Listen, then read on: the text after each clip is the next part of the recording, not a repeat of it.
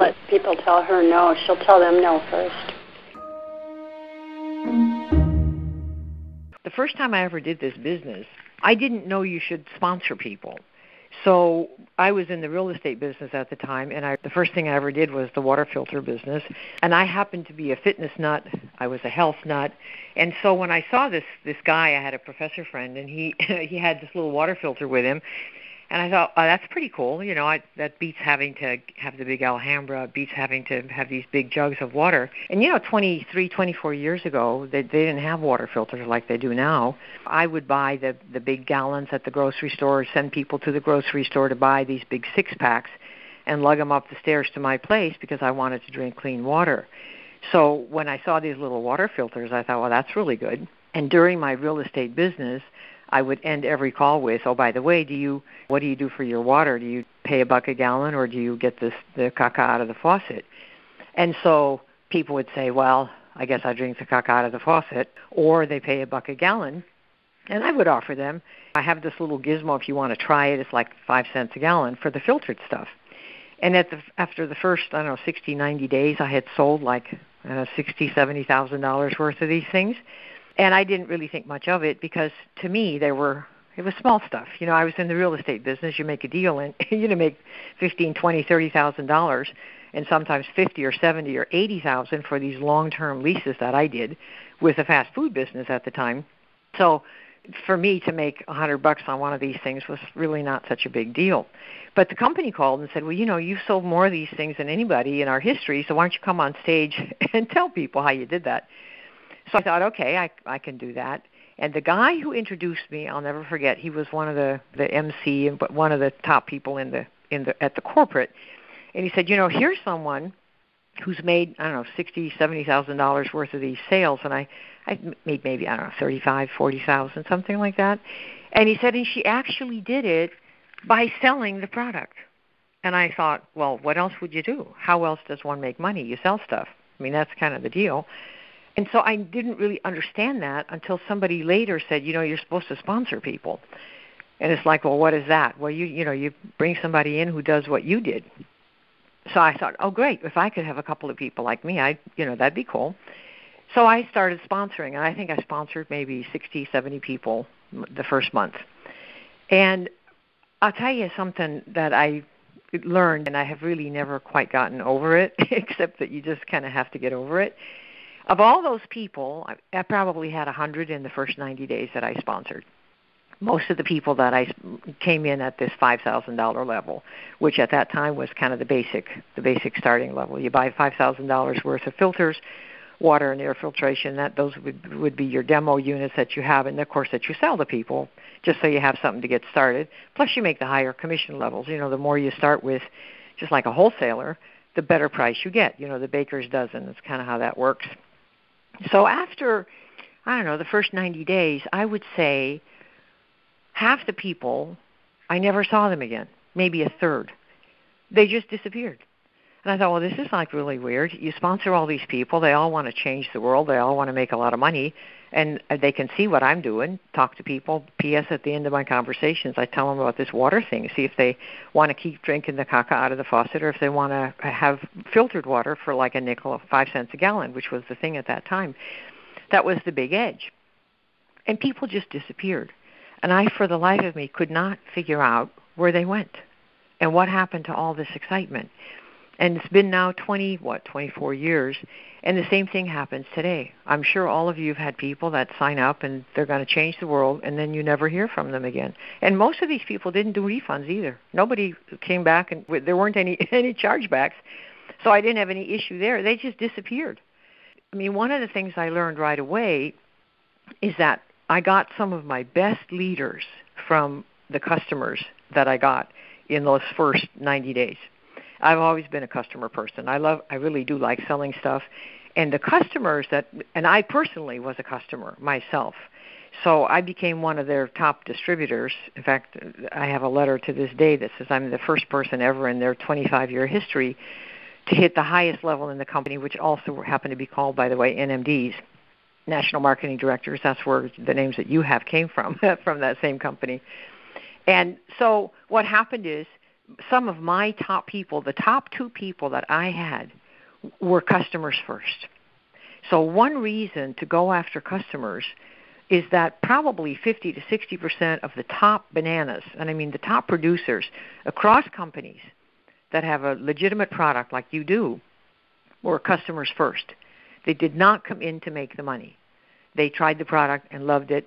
And one of the benefits of being a customer and having them yourself is if you, for example, ask yourself, for those of you that are on the call right now, if you were customers before you decided to see if you could make some money with the business, right? If something happened, for example, say 1 month you didn't sponsor anybody, but you were already a customer because you love the skincare product. And if you don't sponsor somebody 1 month or the next month or you don't make money, how likely are you to quit using the product if you came in as a customer first? See, what I've learned is that people who come in as a customer first almost never quit being a customer. So you have that monthly, it's kind of like insurance. You know, you have the monthly people come in and you have the insurance that people are going to be coming in on a regular basis, because the sponsoring is a little bit more tricky. You know, it's not consistent how many times you're going to come in and buy a $1,749 package. But people buy product over months and months and months and months. So one advantage to bringing in customers is that from the customers often come some of the top distributors in the company. So you know that. And secondly, for a lot of the sponsoring that you do, some of those people, many of them, will probably either disappear or just fall back to being a customer. So it's not you. Don't be looking in the mirror and thinking something's wrong with you and that everybody doesn't want this or nobody wants this. It's none of that. It's just human nature that people get into stuff and then they realize it's a little more work than they thought and they might disappear. But if you focus on customers as one of your strategies, then you will even out your income. Now, for those of you that are having trouble getting customers, what I wanted to do is let me ask a couple folks here. If I were to ask those of you on the call that are having trouble getting customers, you want customers and you personally love your product. You totally are in love with it for whatever reason, so you are already in love. And what I want to hear from maybe 1 or 2 people is what is the biggest obstacle which, if you could overcome it, would help you move your business ahead the most? If I could hear answers from maybe, 4 or 5 people, then I can give you a couple of answers right now that will help you. Get the cost of the product most. I just can't afford that right now. Got it. So they're too expensive. I bet that's probably pretty popular. Any others? How to get people to come to parties. How to get people to come to parties. Okay, cool. My biggest obstacle on preferred customers is they do not want to be on an auto ship. Right. I get that. Those 3, any others? I'm not a salesperson. Oh, I'm not a salesperson. Oh, right. Okay. Don't you love those? What about the ones that all of a sudden want all of the documentation of what's behind it and everything else, yet they'll walk into a mall and just go buy something off a shelf because the girl looks pretty behind the counter? Yeah, I know. Well, you all know the real reason for that, don't you? I mean, I can tell you that right now. When I was marketing a product that had ingredients, it was, like fruits and veggies and capsules, pretty much the same issue that you have. We'd have people basically eating McDonald's and asking what's in the product. So let me just tell you my take on it. I'm a really bottom line person. The reason I do well is because I just don't mess with stuff when I know that there's something there that they're just not saying and they don't really want to talk about it. And you don't go around once. You want to find the people who are the right ones. A person who asks what the ingredients are normally is not a buyer. I'm just telling you right off the bat. I think a person who says what's in it first is almost never a buyer. Almost never. Because if you really want high-end skincare, let's say the person really, really, really cares about skin. You really want that J-Lo glow. Somebody said that one time. Or you want to look like Kim Kardashian, whatever. What's the first thing such a person really is going to ask you? Who can tell me? How long until I get the glow? How long until I get to work? That's the answer. That's right. They care about one thing, really, if they want it. Does it work? I had a group of people that sold a product where they got that kind of question, like what's in the product. And so I said, okay, let's do a test. Somebody here knows a doctor. During the assignment for the class, I had several of the people go to an MD, because one of the prospective customers was a woman who was married to an MD, and I gave her the script, said, here, go say this to him and see what he says. I have this product for people who yada, yada, yada, yada, yada, yada. Do you know anyone who might like to know about something like that? That was basically the script. And the doctor said, well, does it work? And she about fell over. It was her own husband. He said, because who cares if it doesn't work? Who cares what's in it? Now, some people will tell you, well, does it work? And now I want to know what's in it. But the first question of a real prospect is always, how long is it going to take to look good? When am I going to lose that weight? When am I going to look hot? When am I going to have the J-Lo glow? When are my wrinkles going to disappear? If that's not the first question that you get, you probably don't have a buyer. You just don't. I hate to break it to you, but the number of people, the percentage of people who buy stuff is very small. If you think about, and it has nothing to do with you. It has to do with the fact that that's just kind of how life is. If you think about Madonna, she's a pretty rich girl. She makes millions. But if you think about, I think she just had a new album on Billboard, and I believe they sold like 120,000 copies or something like that, which is less than 1% of 300,000 people in the United States. So you could honestly say almost nobody buys Madonna's records, her CDs or DVDs or whatever they're called these days, albums, I guess, right? Almost nobody buys them. Why? Because fewer than 1% of 300 million people in the United States bought it. So almost nobody buys her stuff. But she's very rich, all the same. So if you get 5 no's, your brain's going to go, well, nobody wants this. Well, 5 people out of 300 million isn't very many. It's not much of a sample. So, this everybody this and nobody that, that's really not the dichotomy. It's just that you're talking to the wrong people because you got it set up wrong. So let me give you a couple tips so that you can take something away from this class and that you can change. When you are marketing your products, you have got, I would say, would you consider yourself to be kind of Walmart quality, or would you say that your product are more like Prada quality or Gucci quality or Tiffany quality? Which quality would you say your skincare falls under? The Walmart stuff or, say, the Tiffany type stuff? Tiffany, of course. Totally right. What's the difference between something at Tiffany's and something at Walmart? If your daughter's going to graduate from high school, are you going to buy the special thing at Walmart or Tiffany's? Tiffany's, of course, because of the name. Because of the name. What does it mean? High-end, quality, high price. One of the things that I would do tomorrow afternoon if I were a rep with you guys is I would tell people, listen, I have this product for people who are totally into spa quality, high-end skincare, who want to have that J-Lo look, want to look like Kim Kardashian. I'd find my examples. And I wonder if you know anybody like that. People for whom skin is like the most important thing in the world. Spa quality, high-end. For vain women or men. Make fun. And when that person says, well, that's not me, because, if you're talking to a gal who is happy with a $6 jar of Pond's, and you come in there and you say, here, I got this great skincare, and she says, great, how much is it? And you tell her $80. If she's used to $6 for Pond's and she's happy with that, what do you think is going to happen in her mind? What are you, crazy? $80 for skincare? Are you out of your tree? Why?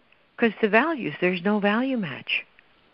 So number one, you want to find people for whom skin and personal vanity or beauty is a really high item on their priority list. Because I can tell you, if I talk to somebody who wants really excellent first-class skin, they're all paying $80, $100. We all are. And without ever selling any of it. That's what I do. My stuff is also $100 a tube. Because it matters to me a lot. But I'll go cheap someplace else, but not there. So you see, if you start by positioning your product, when somebody says, I don't know, what do you do, for example? What do you say now? When somebody says to you, what do you do? What kind of answers do you give? Somebody hit *6 and just say, if I said to you, I met you at a little party or something, say, great, so what do you do? What would you say? Somebody hit a *6 and tell me? Just tell me what you'd say. So what do you do? Let me hear. Personal development and marketing. Okay. Anybody else? That's pretty cool. I'm into anti-aging. You're into? Okay, cool. Anybody else? I'm into skincare. I sell the best of the best. Okay. I do anti-aging for the fastest-growing skincare company in the world. Okay. I work for the best skincare on the planet. I'm into sharing and helping others take care of their skin. Okay. I'm a business owner. Okay. Oh, cool. I'm an entrepreneur. Okay. Let me give you kind of a fun answer that is guaranteed to make the person ask you what you do. The kinds of responses that you've given are perfectly fine. The thing is that they kind of know that you're going to be selling them. Because whenever somebody says to you, I work for the best company in the world, or I market for the best company in the world, they kind of know, that you're going to be somebody in the sales business. And so sometimes, people kind of get worried about that because they don't want to get hit up. So let me tell you something that we've done for quite a few years that really makes a big difference. When somebody says to you, what do you do? Try this for size. Oh, I have a business of my own. What do you do? Nothing else. Just like the lady said, I have a business of my own. What do you do? 99 times out of 10, the person's going to pause, and they won't answer what they do. They'll say, wait a minute, what's your business? Because you left them hanging. That's what you want to do, leave people hanging so there's a little mystery, and they want to keep coming back and saying, what'd you say? What was that? Let me hear that again. Because then they're paying attention. You see? So if somebody says, what do? You just practice this. When you hang up today, you just practice it. Say, well, I have my own business. What do you do? Nothing else. Not the name of the company, not the name of the product, not the product line, nothing. Just, I have my own business. What do you do? And they'll go, wait a minute. So what do you do? Well, I market this really high-end skincare line. It's probably not anything you would want. It's for people who really, really, really are into their skin, spa quality stuff, J-Lo stuff, Kim Kardashian stuff. You know anyone who might like to know about something like that? And they're going to all sit and go, what? What is it that you've got? What is this stuff? You see, because what happens is when you don't give people what they expect, their ears go up. You tell them you've got the high-end, spa quality, absolutely top of the line, only for people who are really, really into their skin and looking good, where that's the number one value. You know anyone like that? Never hit anybody up directly. Always say, do you know anyone? Do you know anyone? Do you know anyone? I have built 5 businesses like this, and I've been in the top 5 producers of everything I've ever been in, using precisely that approach. And now you have to love your product to be able to pull this off. And I've loved everything I've ever marketed. That's why I marketed it, because it really makes a big difference. And you can have your one-liner, your two-liner, and you're constantly looking to create curiosity. Do you know anyone? Who goes to the Golden Door? Find the best spa names in the world. Like people like that. That's people who value the skin. That's who you're looking for. Because see, if you don't, if you're trying to persuade every person that you see that they want your skincare product, then you're going to be doing therapy. That's what's going to happen. And you all know what it means to do therapy on people that didn't ask for it. What are you going to do? Well, you really want this one. This one's really the best one in the world. But you see, the value set is not there. Somebody's happy with a $6 jar of Pond's. You got to let go, because there's a place in this world for those people. It's not on your customer list. They don't belong there. You can be friends and just let go of that. But one of the reasons that Apple, Steve Jobs, was so successful, and I've followed him, I've lived in California since he began, he had a very clear idea of who his audience was. And it was never anybody at Walmart. No, for his computers. He had one person in his mind, and any of you who ever saw that ad, Think Different, will know who those people are. If you ask Steve Jobs ever in his career, who was he making his computers for, and his iPhones and the iPads and everything that he ever did, it was for somebody like Picasso. That's why it was so beautiful. It was for somebody like Gandhi. Why? Because he wanted to make tools for people who already thought that they were going to change the world. That's why they never made junk, because that was his value set, and you need to have that in your mind.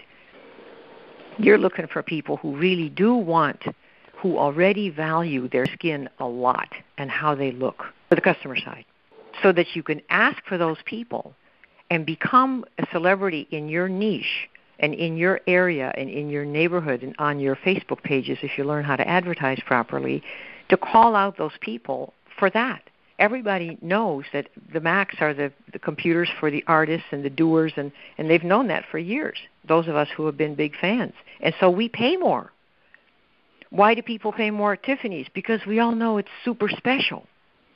So you have to set yourself up as super duper special. You're the Tiffany's of skincare. That's what we market. And I'm looking for people like that, and it may not be you, don't worry about it, but if you know anybody, let me know, okay? Somebody who wants the Tiffany's of skincare, that's what we market for people like that. See you later. Gotta go. Bye.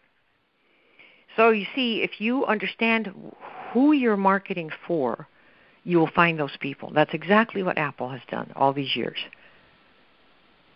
Does that help a little bit? Oh, yeah. Yes. Okay.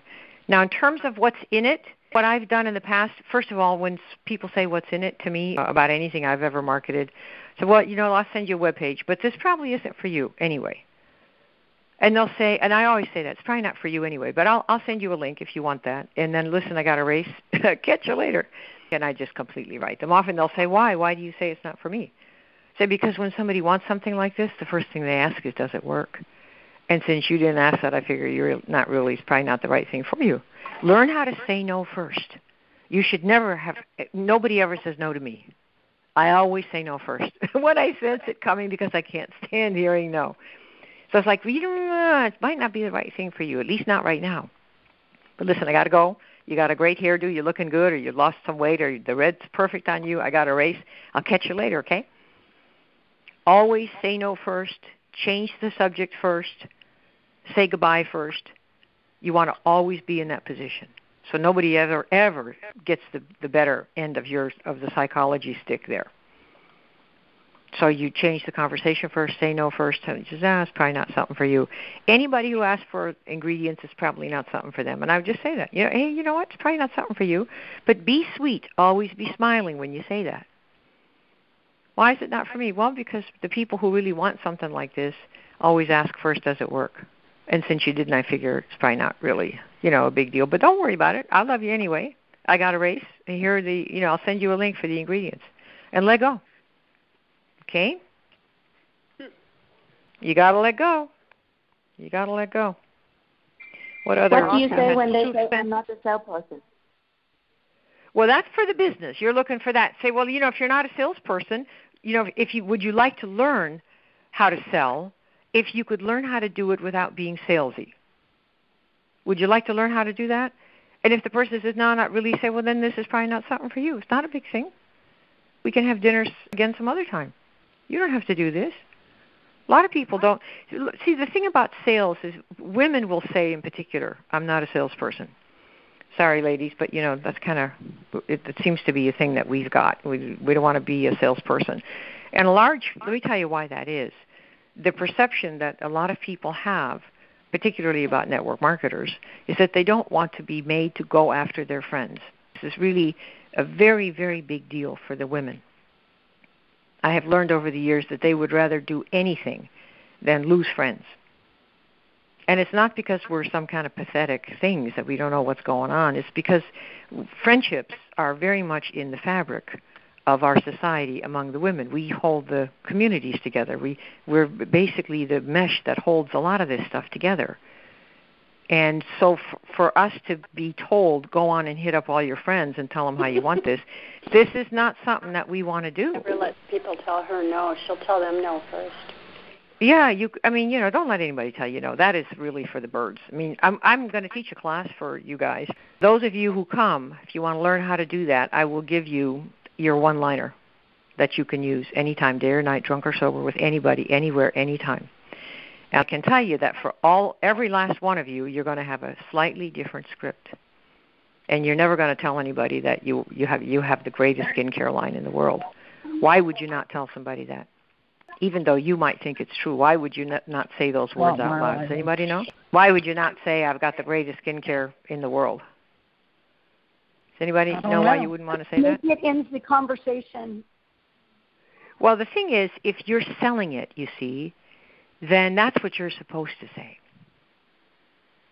If you go to Tiffany's, do you think the people in the Tiffany store are going to tell you we have the greatest stuff in the history of the world? Do they actually say those words in those stores? No, they Nobody already says know. That. They already know. Same They thing. sell you the beauty and the dream. The thing is, when you walk in there, you know that. You see, so if you tell somebody, I've got this really high-end skincare for really crazy people like Kim Kardashian, one look like her, like J-Lo, whoever the hot women are, or men. So it's probably not, may not probably be something for you, but you might know somebody, so let me know if you know someone like that, okay? And the person will go, well, maybe me. I don't know. You sure? Yeah, I want to know what it is. Well, all right. And you can tell them. But you see, they've almost begged you to tell them because you've positioned it with concepts and ideas and people that they know about, and you never said you have the best stuff. Right? You said, I have stuff that people like J-Lo use, only not quite with her budget. Or when they're going to get is it the J-Lo Glow? Is that what it's called? Something like that? I have a student who uses that a lot. I guess J-Lo is a hot number from what I can remember, and Kim Kardashian's always in the news, so she must be hot. So people, what kind of skincare would those people use? This is the kind of stuff we're doing.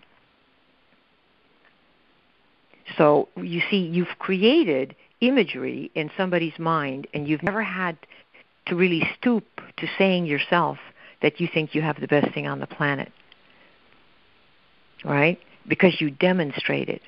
The fact that it's pricey means it's high class. If you position it by association, then you don't need to talk about how you think your thing is the best, because that's the part that puts people on the alert that, oh, here comes a salesperson. Okay? So if you've been having trouble getting customers because people say it's too expensive, what does that mean is going on? If anybody ever says it's too expensive, again, in the future, what are you going to know about that person as far as their values are concerned for their skincare products? Somebody tell me. That they're not a buyer. Yeah, that they don't share the values. Is that clear to everybody? Yes. Yes. Yes. Okay, and the key is you don't put values in people's heads. I don't put them in your head. You don't put them in my head. Values come with a person. And once in a while they get educated. We all do, and we make changes. But the people who bought the iPhones when they first came out, everybody laughed at Steve Jobs. Stephen Ballmer, who was CEO of Microsoft, said, who in the world is going to pay $500 for a phone? Ha. Every single pundit out there said this is going to be the downfall of Apple, that iPhone charging $500 or $600 for the iPhone. And they sold like 1 million of them the first day. Now, remember, there are 300 million people in America, so 1 million is almost nothing. Remember that. Almost nobody bought an iPhone. Almost nobody. 1 million out of 300 million. Very small number. But they bought it because we all had those values. We wanted one gizmo that was an email thingy, an internet thingy, and a phone. And so we all ponied up $600 because of our values. And that's kind of how it goes. And the million of us who bought, other people looked and said, oh my gosh, I want to have something like that. I don't want to carry around 3 things. I want one thing that does all those 3 things. I want an internet, I want email, and I want a phone in one gizmo. And pretty soon other people started ponying up $500 and $600 because they saw what it could do. So nobody said anything. I mean, Apple has the best word of mouth on the planet because people say, oh my gosh, look what happened. And that is your ticket. Stories and before and after pictures of things that have happened to people. And you can tell them. I used to say this quite a bit. This is not for everybody. Some people are, the skin is just, they're just in such bad shape, there's really not much what we can do. But for many people, it's the most wonderful thing in the world, and you have to be a certain kind of person to make the product work for you. If you want that J.Lo glow, you got to be a certain kind of person. And what are they going to say? What kind of person do I have to be? What do you mean I have to be a certain kind of person? Yeah, well, you have to do it exactly as instructed. You can't be messing around. Oh, well, I could do that. And you have to do this. Well, I could do that. And you have to do that. And that, well, I could do that. Well, then I'll let you try a month's supply. $80. And the more conditions you put, the more people go bananas wanting it. That's what I have found. So you're always kind of taking it away. Always taking it away. No, it's probably not for you, The monthlies. Let me tell you how I've done that. And I hope this is not going to be too much beside the company line, but I think that all of us would agree that in today's world, and particularly girls, ladies, let me speak to you directly for this. If you had an opportunity to buy something that you wanted, that you kind of knew you wanted, but you weren't quite 100% sure, and they say to you, okay, I want you to go on the monthly plan, what would be your first reaction? I don't want to do that because I don't know whether I like it or not. That's exactly right. You see, so just assume that the rest of the world is the same way. I don't want to do that yet because I'm not ready. So you tell them, they have a monthly plan, which is a little cheaper, but I don't think you should do that. And then they're going to go, why? Well, why not? What do you mean it's a little cheaper? Well, no, I don't think you should do it. I think you should try it for a month and see if you love it.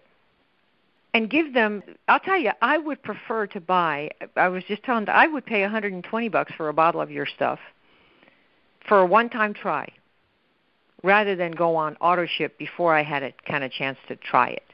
And I believe that in our economy, people are really nervous to go on auto ship because they're worried, it's another expense, it's another expense, it's another expense. So what I would do is, knowing that, you lead with it. Say, well, they have a monthly, it's a little cheaper, but I don't think you probably should do that. Why don't you just start with a onesie and see if you love it, like I do. And then you could get the regular one so that you can get it a little bit less, quite a bit less, actually. You want to try that? See if that works? How's that sound? Awesome. Okay, so the lady who said, I don't want to buy right away until I know how it works, do you think you could say these things? Yes. Yeah, you see, because then you're speaking to people and you demonstrate that you understand them. It's a wonderful thing to be able to do. So I would say for the ADO issue, I would lead with they have a monthly, which you can get for less, but maybe that's not the way to start. The best way might be to start with a onesie. Now I'm talking about customers. I teach a class on recruiting, and when we do that, when you talk about the different packages, as a matter of fact, for the customers as well, what I would probably do, I know you have a package that's about like $1,749. Somebody might say, how much is it? Well, here's the answer. Let me tell you how it comes. They have the big Kahuna package, and they have a little starter package. I usually just take two, the top one and the bottom one. Say the big package, that's enough for the beach house, enough for your friends and family and neighbors, is like $1,749, and that has all this stuff in it. And that's what I did. But what you might want to do is start with a little mini, the little tiny one for the $250, just to see if you love it. That's what I would do. Because remember, you're not even having this conversation until they said, I want the J.Lo glow, I want the Kim Kardashian, I want the high end. You've already established that their values around their skin are very high. And those values come before you ever came on the scene. That's why Jobs was so successful. He only built for the Picassos of the world. So you only want to look for people whose value around their skin is really high. And you ask for them. You can do it on Facebook. You can do it person to person. There are just 150 ways to do that. Okay? These are classes I taught around the world, and they make such a difference for people who didn't know how to sell. Because you are basically in the business of sales, but not in the way that you think. What happens is, if you push people and if you personally feel salesy, if you feel like you're trying to manipulate and if you don't feel good about what you're doing, what's going to happen is you're not going to do it. You're just not. And you'll have a business and you'll be paying for your product, but you're never talking to anybody because you don't feel good about what you have to say. You don't feel good about how to do it. What I'm going to show you is how to talk to people like a normal person without setting off the alarms in their brain that, here comes a salesperson, because you're not ever going to be that person. You want to be somebody who adds value to somebody else's life by who you are and what you've got, and you want to find the right people, like shopping for shoes. If you're a size 10 shoe and you walk into the shoe store and you try on size 7 and size 6 and size 8, what are you going to say? None of these fit. What's the matter? Don't you have any shoes that fit? Well, they're the wrong size. So it's just the same thing with values. You want to find people who have the right values. So I'll show you how to do that. Okay, so here's what happened next. I offered the folks that were on this conference call more help. And here's what I offered them. If you want to use this kind of language to get your 100 customers in 100 days, I've created an introductory program that shows you step by step how to do it. Number one, how to approach anyone, anywhere, anytime, and sound like a normal person. That's probably the number one thing. Secondly, how to answer the question, what do you do? No matter who asks it and when they ask it. 3, how to say no first, and how to say goodbye first, and how to change the subject first. And then, how to call the names of the right people. You know, we're talking about, for example, if you're in skincare, you don't want to call people who are paying $6 a month for their ponds when you're selling an $80 tube or jar of something else. If you're marketing, say, daily supplements, you don't want to call the name of somebody that's, or talk to somebody that does one a day for $6 if your stuff is $40 or $50 a month, okay? So you want to learn to call the names of the people that already buy the high-end products in your category, okay? Next, how to find your audience. Another topic, how to put intriguing PSs on your emails so that people will, not just the name of your company, in fact, not the name of your company at all, but an intriguing PS so that people go, oh really, how did that happen? Those who are interested. So I like making people come to me, so putting those interesting PSs there is a wonderful talent, and I will show you how to get that skill right in this audio that I'm going to show you right here. Plus, you're going to hear some live script doctoring that I did right there with people, so you can hear how we transform scripts that were kind of stiff and not very normal sounding and not all that comprehensible to a normal person into language that sounded engaging, where other people go, oh, that sounds pretty cool, so tell me how that works. So there's no extra cost for this, you just get to hear that process. And then what you can do is take those, you can steal any of that wholesale, and you can also take pieces of it and make it into your own script for what you say to people when you're talking to people and they ask you about what do you do and what have you. Okay, so that's what this audio program is. So it's 5 CDs that are actually 5 MP3s, and it's stuff that you can download so you can hear it whenever you want. And it's not $297 like somebody said, and it's not even $97. In fact, because you stayed on this long, clearly if you're still here after 35 minutes, this is a style of language that you probably want to learn how to use so you can do that. I mean, think about this. Do you know what you earn on every customer? If you had 100 customers, do you know how much you would actually be earning every single month? Let's say you earn $10 a customer. If you have 100 customers, that's going to be $1,000 every single month that they stay on the plan. If you earn $15 a customer and you get 100 customers, that's $1,500 every single month. So it's wonderful to learn how to talk to people like a normal person, because even if they're not the right one, the good thing is they'll refer you. I mean, if there's a cardiologist and you don't need a heart job, you aren't going to say, well, yeah, give me a heart job because you're really nice. But if you think the person's really good and you have a friend who needs a heart job, you will recommend that cardiologist to your friend. So this is the kind of person that you want to become, so that people go, oh, no, I'm not into skincare that much, or I'm not into the high-level multivitamins, but so-and-so is. So you get constant referrals because people know what kind of person you're looking for. Okay? So the idea here is to give you this opportunity to learn these skills and not spend a fortune. And here's how that works. The program is actually $37. So if you go to the link my3scripts.com, just like you see it there, MY, the number 3, SCRIPTS.com, just like it sounds, my3scripts.com. And when you click on the part that says add to cart, you'll see a big place for a discount, a promotional discount code. Put in there the word shortcut, SHORTCUT, and the price will drop by $10 and give you this little program, Learn How to Talk Like a Normal Person program, for $27, okay? And the reason is I want to kind of entice you to get the program, to use it, and to become a successful person in your network marketing business just by learning one major skill, which is learning how to talk to anybody, anytime, anywhere, really drunk or sober, and always sound natural, engaging, and make folks come to you or refer people to you. That's really what this is about. And I'm very much a supporter of the industry, and there are little gaps in it that people just don't know how to talk to people, and they don't know really what to say, and this is designed to help kind of fill that gap. All right? By the way, this language, everything that's in here, these are the kinds of languages and structures and phrasing and questions that I've used to build 4 businesses to the top of every one. 2 of them in the 1990s that were all belly to belly, and 2 of them in the last couple of years when I did all that stuff online. So this kind of languaging works when you're talking to people and when you're writing, whether it's email, whether it's blogs, or on Facebook. All right? So hopefully I'll see you inside the program, and if not, I hope you enjoyed the session. And regardless, learning how to talk to people and learning how to be seen as an advisor is a skill you want to attain somehow, somewhere, from someone that you enjoy working with.